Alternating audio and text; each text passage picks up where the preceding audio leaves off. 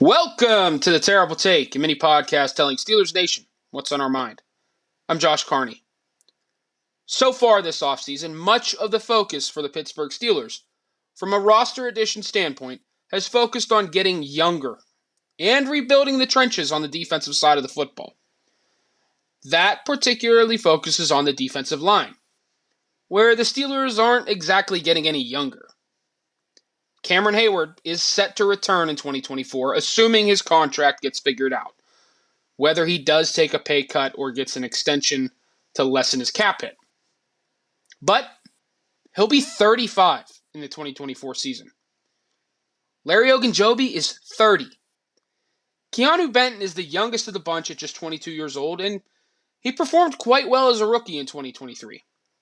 But more youth is needed along the defensive line for the Steelers. It has been for some time.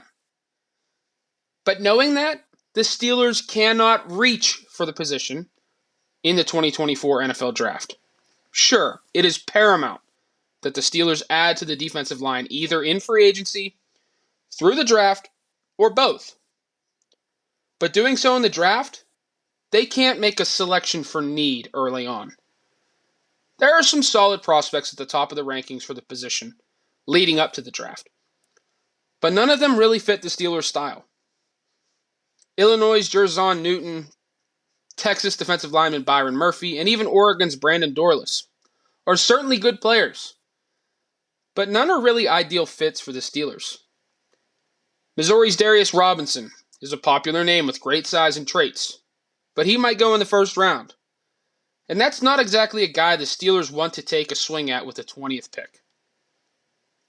Based on how the draft board is looking now, defensive line could be addressed in the third or fourth round with one of those three picks that the Steelers have.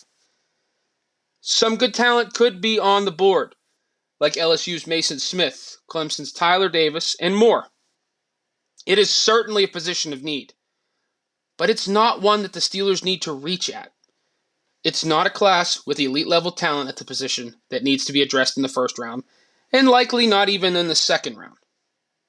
We'll see how things shake out in late April, but pining for the Steelers to draft a defensive lineman, like some in the media in Pittsburgh have done, just does not sound like a good idea right now. In fact, it seems rather short-sighted. Be sure to follow us at SteelersDepot.com and check out episodes of The Terrible Take every day at 5 p.m. Eastern Time. Check out The Terrible Podcast with Alex Kozora and Dave Bryan every Monday, Wednesday, and Friday.